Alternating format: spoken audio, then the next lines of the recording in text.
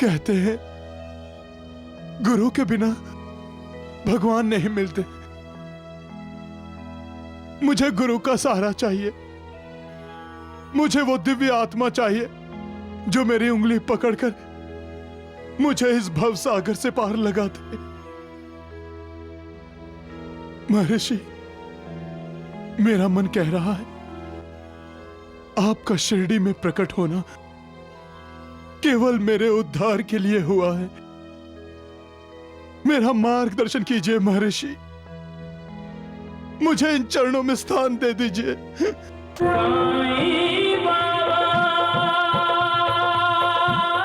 सरपंच से पूछो वैद्य जी, ये भी उस 2000 साल वाले ऋषि के दर्शन करके आ रहे हैं। गपरे मुर्दिया, ये जो तेरी हाथ भर लंबी जबान कैसी कैंची की तरह चल रही है, एक ही झटके में काट कर तेरे हाथ में रख दूंगी। हाँ। और ये मेरा वैद्य, ये वैद्य भी उसे वापस नहीं लगा सकेगा। सांगुन ठोते। हाँ। अरे वैद्य जी, आपने क्या सब साधु संतों का उपहास करने का ठेका लेके रखा है? राम राम राम सरपंच जी, आप हम पर क्यों नाराज हो रहे हैं? अरे हमने तो नहीं भेजा नाव से, जिसे तुम अपना बेटा मानते हो। अरे वो बिना बोले यहाँ से चला गया, उसमें हमारा क्या दोष है?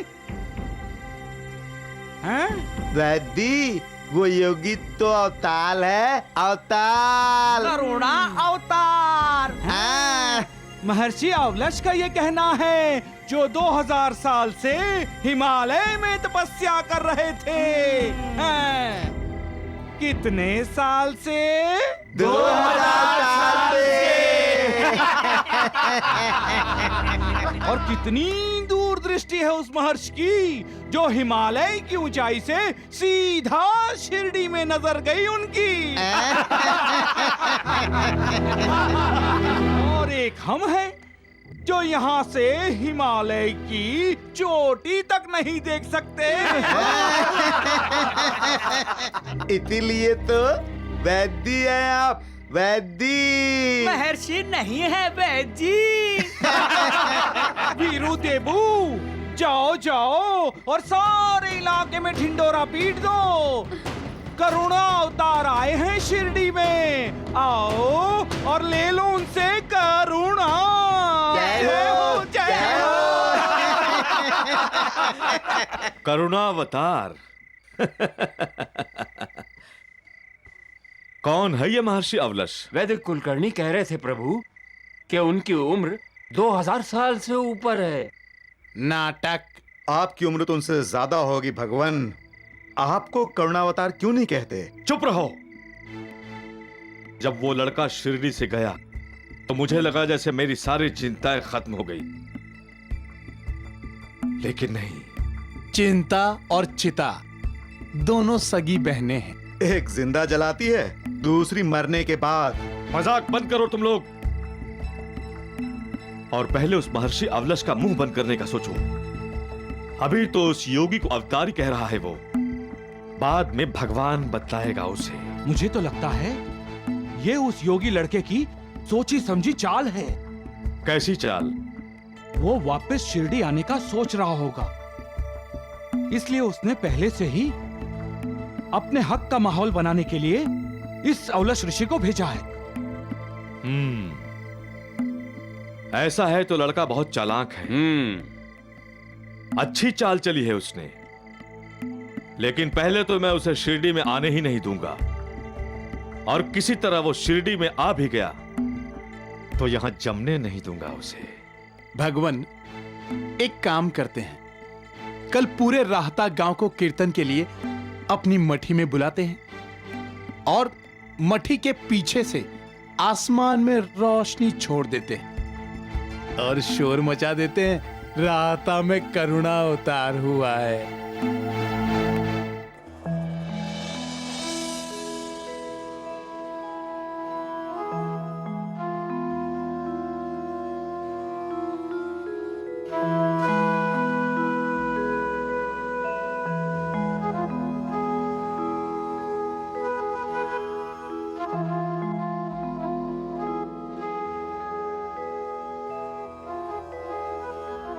क्या बात है मालसापति, तुम विचलित क्यों हो?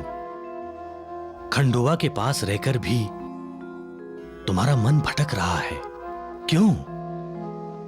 तुम तो बहुत भाग्यशाली हो मालसापति। ईश्वरी करुणा अवतार की कृपा हुई है तुम पर। महर्षि,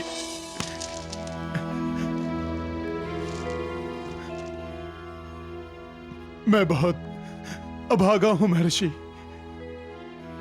करुणा अवतार का सामना भी हुआ, निकटता भी मिली, परंतु सत्य को नहीं पहचान पाया। न उनकी कोई सेवा की, नहीं पूछा। कहते हैं गुरु के बिना भगवान नहीं मिलते। मुझे गुरु का सहारा चाहिए। मुझे वो दिव्य आत्मा चाहिए जो मेरी उंगली पकड़कर मुझे इस भव सागर से पार लगा दे। महर्षि, मेरा मन कह रहा है आपका शिरडी में प्रकट होना केवल मेरे उद्धार के लिए हुआ है। मेरा मार्गदर्शन कीजिए महर्षि। मुझे इन चरणों में स्थान दे दीजिए। मुझे इन चरणों में स्थान दे दीजिए। मालसापति, तुम्हारा गुरु तो वही था जो चला गया। वही करुणा अवतार ही तुम्हारा गुरु है। तुम्हें किसी दूसरे गुरु की आवश्यकता ही नहीं है। किंतु वो तो शिरडी छोड़कर चले गए। व्यथित मत हो मालसापति। तुम्हारा अपने गुरु से पिछले कई जन्मों का नाता है, किंतु कई जन्मों से तुम पर उनकी कृपा नहीं हुई। किंतु अब मैं देख रहा हूं कि तुम पर गुरु कृपा होने का समय आ गया है। सच महर्षि। मालसापति, तुम्हें अपने गुरु का उपदेश भी मिला है, फिर भी तुम उस पर आचरण नहीं कर रहे। उपदेश? मुझे? कब? कब महर्षि? करुणा अवतार ने 2 शब्द तुम तक पहुंचाए तो थे, श्रद्धा और सबूरी। श्रद्धा रखिए और सब्र कीजिए। हाँ हाँ महर्षि, परंतु मैं मूर्ख समझ नहीं पाया। खो दिया अवसर। अब महर्षि, क्या मुझे अपने गुरु की सेवा करने का अवसर अब कभी नहीं मिलेगा? मिलेगा मालसापति। जब तुम्हारे गुरु करुणा अवतार वापस शिरडी आएंगे तो तुम्हें सेवा का अवसर अवश्य मिलेगा।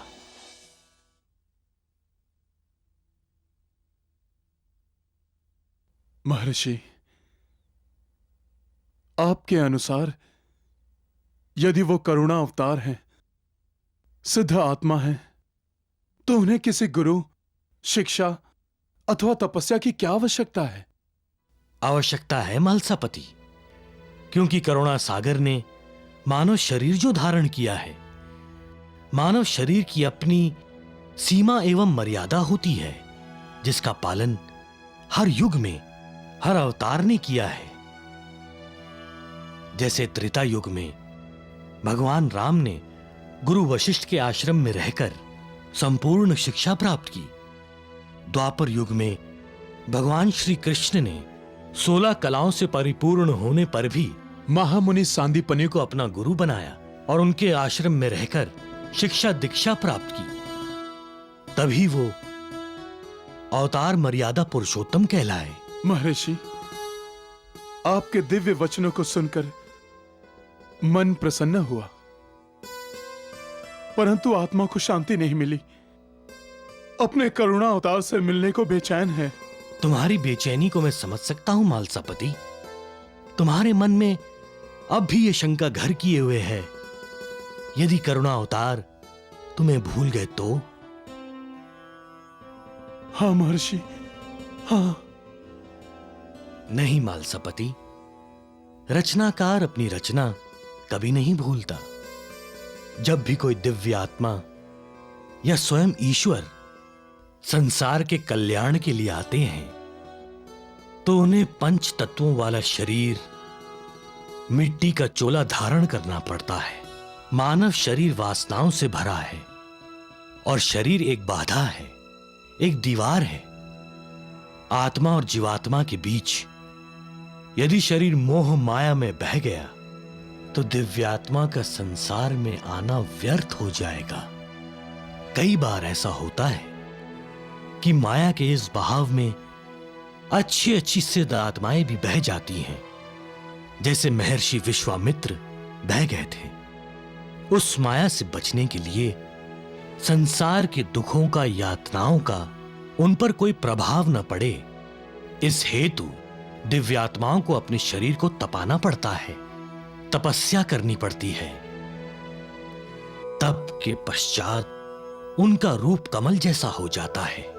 पानी में रहकर संसार से वो अलग हो जाते हैं, तब वो परमहंस बन जाते हैं। कभी हजारों वर्षों में ऐसी विभूति संसार में आती है मालसपति। उन पर श्रद्धा रखिए, सब्र कीजिए।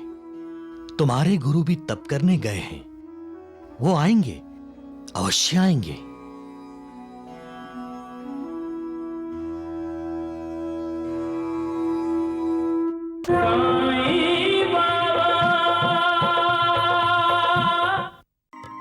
हमारे बेटे का नाम राम कैसा रहेगा?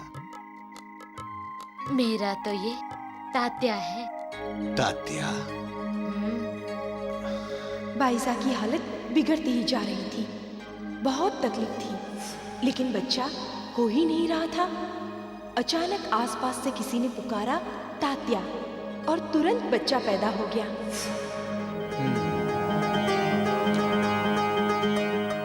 ठीक है।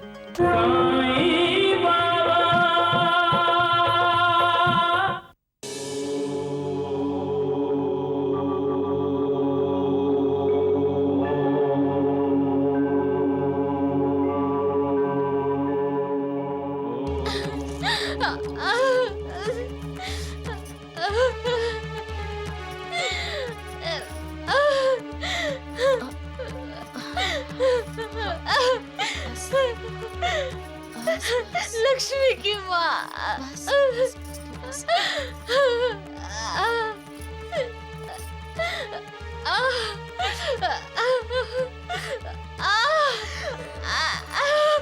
योगी, योगी, योगी। आपने मुझे पुकारा माँ? तुम हो कहाँ? मैं यहाँ हूँ माँ। लेकिन तात्या कहाँ है? तात्या? कौन तात्या? मेरा छोटा भाई माँ। अरे लेकिन वो है कहाँ? वो छिप गया है, मैं अभी उसे बुलाता हूँ। तात्या! तात्या!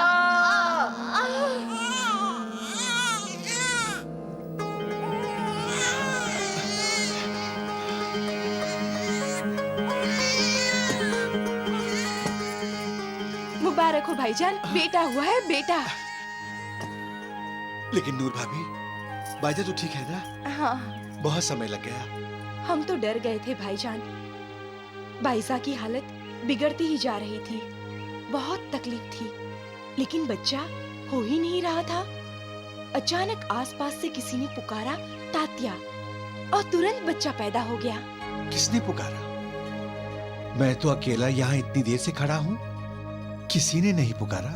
वो तो अल्लाह जाने, लेकिन जैसे ही कमरे में तात्या की आवाज गूंजी, बच्चा हो गया।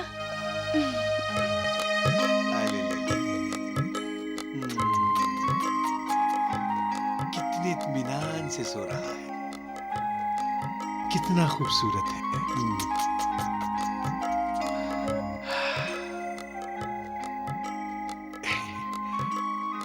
कितना खूबसूरत है ये। बाईजा, हमारे बेटे का नाम राम कैसा रहेगा? मेरा तो ये तात्या है। तात्या। बाइजा की हालत बिगड़ती ही जा रही थी। बहुत तकलीफ थी, लेकिन बच्चा हो ही नहीं रहा था। अचानक आसपास से किसी ने पुकारा तात्या, और तुरंत बच्चा पैदा हो गया।